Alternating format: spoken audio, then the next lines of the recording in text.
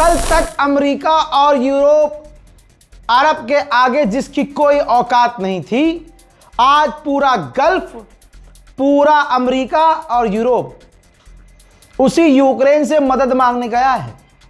Ukraine के राष्ट्रपति Zelensky ने खुद भांडा फोड़ा है, कह दिया कि अमेरिका ने मिडिल ईस्ट के देशों में अपने सैन्य ठिकानों को लेकर हमसे कांटेक्ट किया है। इसके अलावा सऊदी अरब, कतर, संयुक्त अरब इमारात, बहरीन, जॉर्डन, कुवैत ने भी हमसे कांटेक्ट किया है। हम इनमें से कुछ देशों के साथ पहले से काम कर रहे हैं। हमारी एक्सपर्ट टीमें वहां पर ज़मीन पर मौजूद हैं, जो हालात का जायज़ा ले रही हैं और अपना कीमती अनुभव साझा कर रही हैं। असल में मिडिल ईस्ट में चाहे कितने भी पेट्रियट या थार्ड या दूसरे एयर डिफेंस सिस्टम क्यों ना हो, प्रभावी सुरक्षा के लिए सिर्फ इतना ही काफ़ी नहीं है। वहाँ भारी ड्रोन हमलों को रोकने के लिए ज़्यादा इंटरसेप्टर की ज़रूरत है। फिलहाल हम उन उपकरणों की भविष्य में डिलीवरी को लेकर चर्चा कर रहे हैं जो यूक्रेन के पास हैं। हम चाहते हैं कि मिडिल ईस्ट के देश हमें भी खुद को मजबूत करने का मौका दें।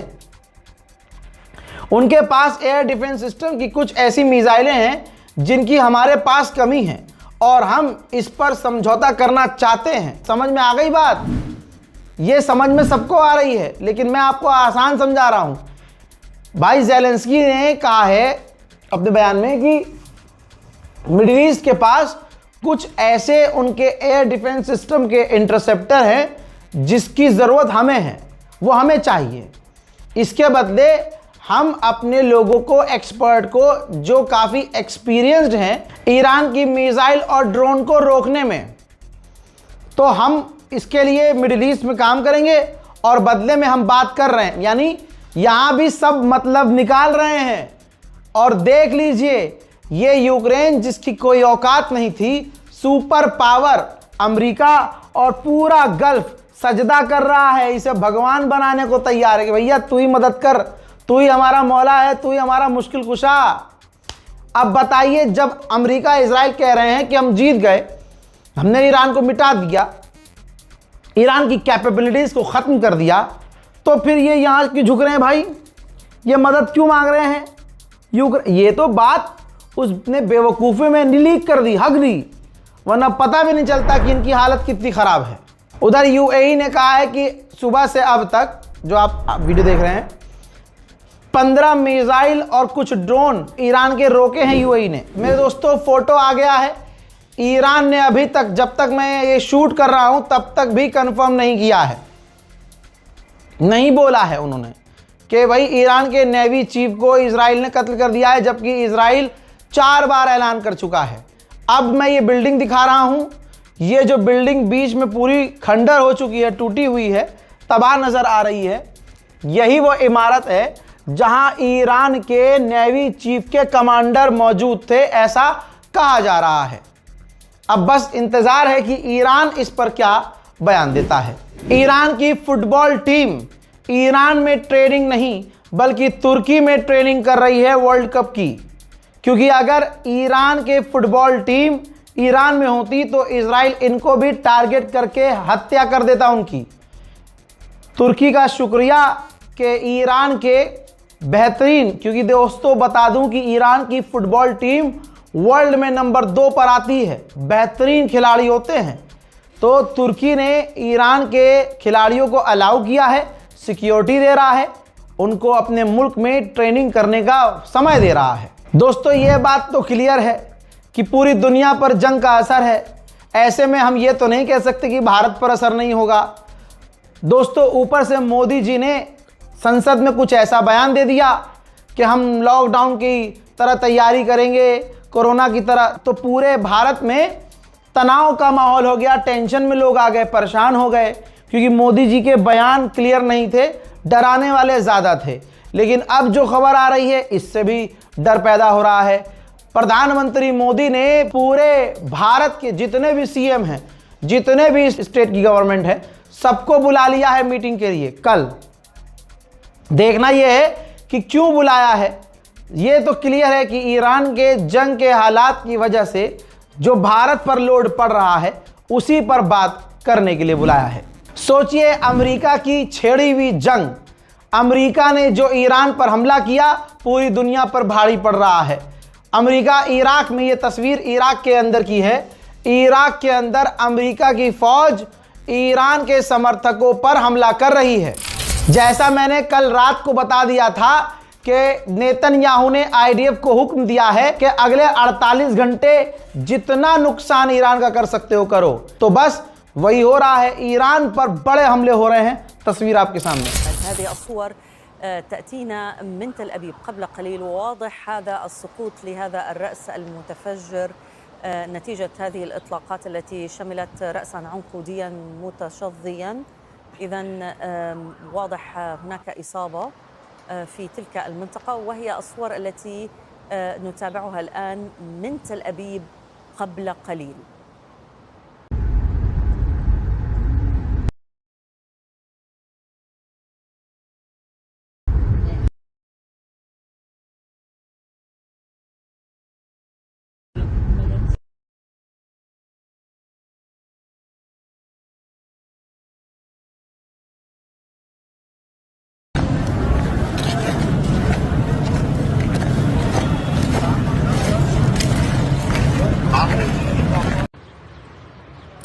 वहीं दो तस्वीर ईरान ने जारी की है और ये ड्रोन के मलबे हैं।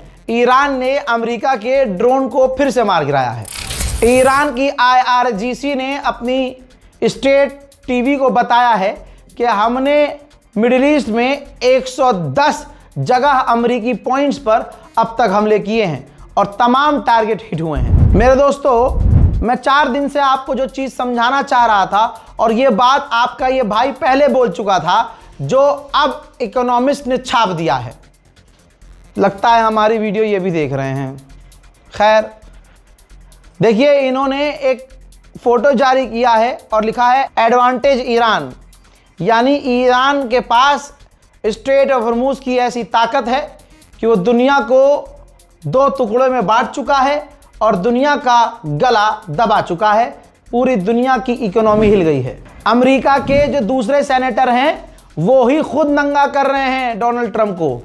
देखिए, ये अमेरिकी सेनेटर संसद में खड़ा हुआ और बताया कि डोनाल्ड ट्रंप एक दिन के लिए $2 बिलियन मांग रहा है स्ट्रेट ऑफ हॉर्मुज खुलवाने के लिए, कि $2 बिलियन चाहिए, जिससे हम हथियार खरीदेंगे, तमाम चीज़ें खरीदेंगे, खर्च करेंगे, जिससे स्ट्रेट ऑफ हॉर्मुज को खोलेंगे। लेकिन ये बताए हमें दुनिया और गवर्नमेंट और ट्रंप ये बताए कि जंग से पहले तो स्ट्रेट ऑफ हॉर्मुज खुला हुआ था और अब जंग करके स्ट्रेट ऑफ हॉर्मुज खुलवाने के लिए 2 बिलियन, तो ये तो बेकार का सौदा है। ये तो जंग हम पर ही भारी पड़ रही है।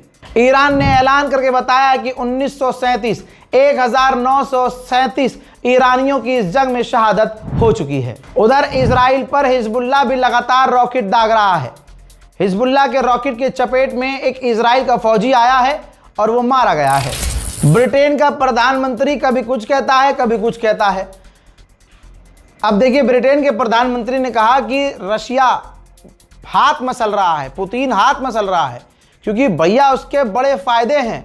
इस जंग की वजह से खूब पैसा कमा रहा है, खूब तेल बेच रहा है। लेकिन ब्रिटेन अपने समुद्री इलाकों में आज भी रूस के टैंकरों को पकड़ेगा, सीज करेगा, गिरफ्तार करेगा। दुनिया के सामने आकर ट्रंप जो भी कह रहा हो, लेकिन ये गुलाबी सूअर, ये नाली का कीड़ा अपने करीबियों से क्या कह रहा है, अखबार में खुलकर आया है, खुद अमेरिका के अखबार में, जिसमें लिखा है कि डोनाल्ड ट्रंप ने अपने बेहद करीबी ऑफिशियल से कहा है कि यानी डोनाल्ड ट्रंप ने कहा है खुद कि मुझे ये जंग जल्द से जल्द खत्म कर देनी है।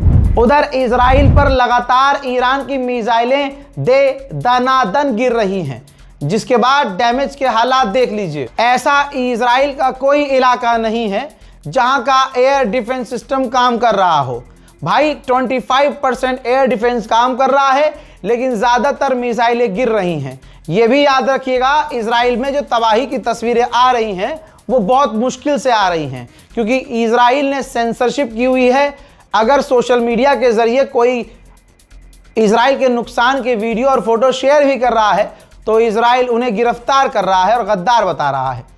ऐसे में जो तस्वीरें आ रही हैं वो बहुत मुश्किल से आ रही हैं, लेकिन उन कम तस्वीरों को भी देखकर लग रहा है कि इजराइल की हालत कितनी बुरी है। मेरे दोस्तों, इस रिपोर्ट को शेयर कीजिएगा। इससे पहले जो अपडेट मैंने बहुत सारे दिए हैं उनको भी ज़रूर देखिएगा।